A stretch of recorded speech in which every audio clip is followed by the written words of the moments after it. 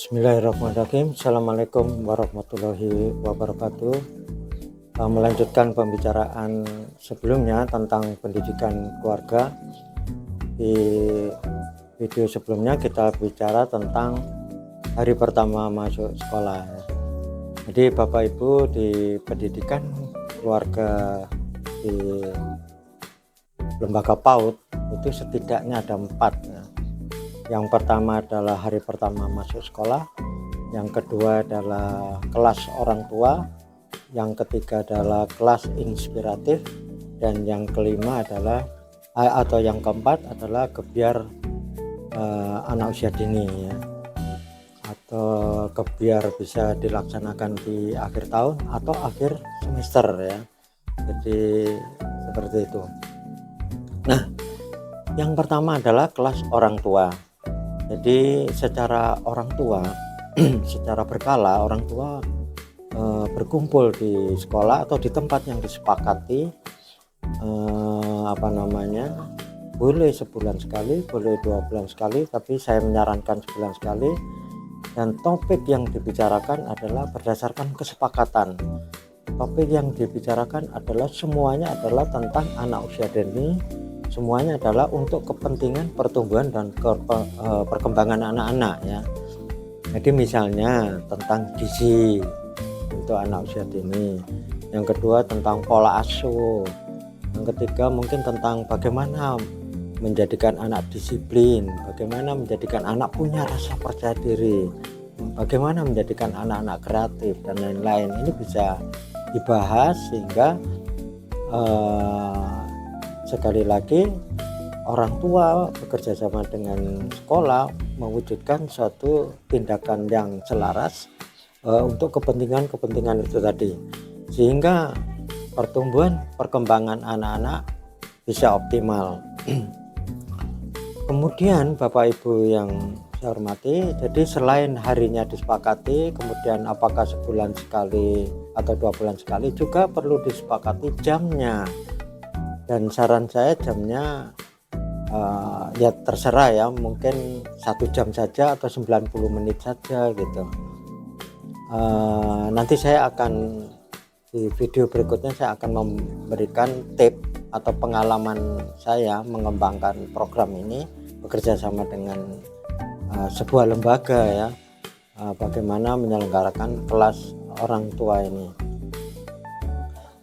Kemudian berikutnya adalah yang ketiga adalah kelas inspiratif. Jadi namanya kelas inspiratif ini memang bertujuan untuk membangun inspirasi anak-anak, untuk mengembangkan cita-cita anak-anak. Jadi ini bisa mendatangkan pengajar dari luar berdasarkan profesi, misalnya polisi, dokter, petani, dan seterusnya.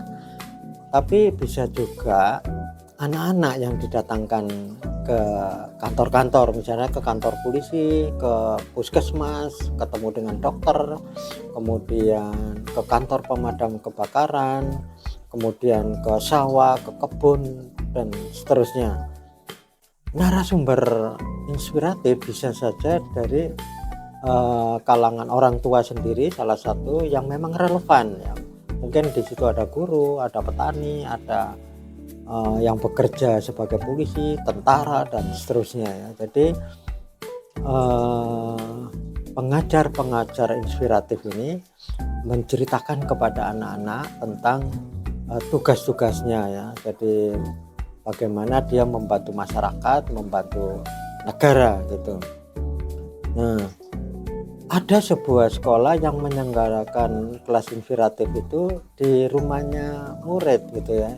Jadi secara bergiliran, di murid A, bulan depan di murid B, bulan berikutnya di murid C, dan seterusnya.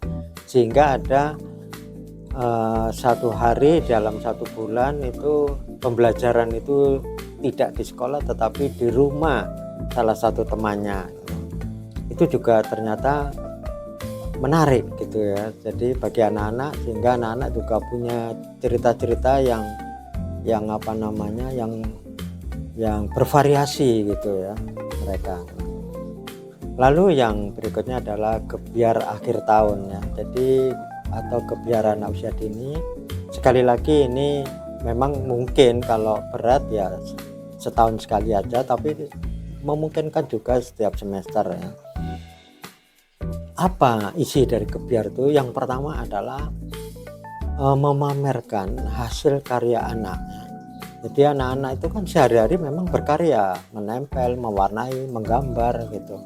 Kalau dia sedang bermain balok, bangunan baloknya itu difoto, kemudian diberi judul apa sesuai dengan yang memang imajinasinya anak pada waktu itu. Membuat apa, misalnya gedung bertingkat, misalnya membuat rumah sakit, membuat jembatan dan seterusnya, ditulis kemudian dan ditulis nama anaknya dan dibuat pada tanggal berapa gitu, dan itu dipamerkan. Dan misalnya susunan bala itu di sampingnya adalah anaknya gitu ya, sehingga ketika itu dipamerkan tentu anak itu sendiri akan bangga, orang tuanya juga ikut bangga gitu. Nah, pastikan semua anak-anak, jadi semua anak-anak menampilkan hasil karyanya. Jadi misalnya si A 2 karya yang ditampilkan, maka yang lain harus 2 karya. Si B 3 ya 3 karya. Dan saya rasa lingkungan sekolah memungkinkan untuk itu ya. Pada hari itu menjadi semarak sekali gitu karena ada pameran. Kemudian di panggung juga ada panggung seni, anak-anak menari, bernyanyi, bersyair dan seterusnya. Ini juga gitu pesan saya, semua anak-anak dipastikan tampil gitu, sehingga ini penting bagi pertumbuhan mereka gitu.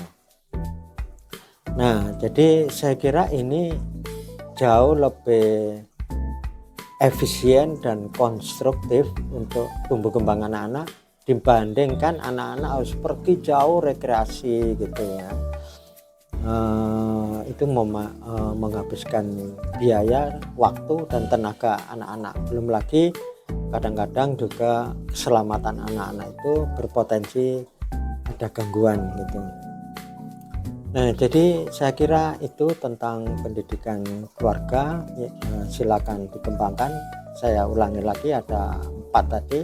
Yang pertama, hari pertama masuk sekolah. Yang kedua adalah kelas orang tua. Yang ketiga adalah kelas inspiratif. Dan yang keempat adalah Gebyar anak usia dini. Terima kasih, semoga bermanfaat. Assalamualaikum warahmatullahi wabarakatuh.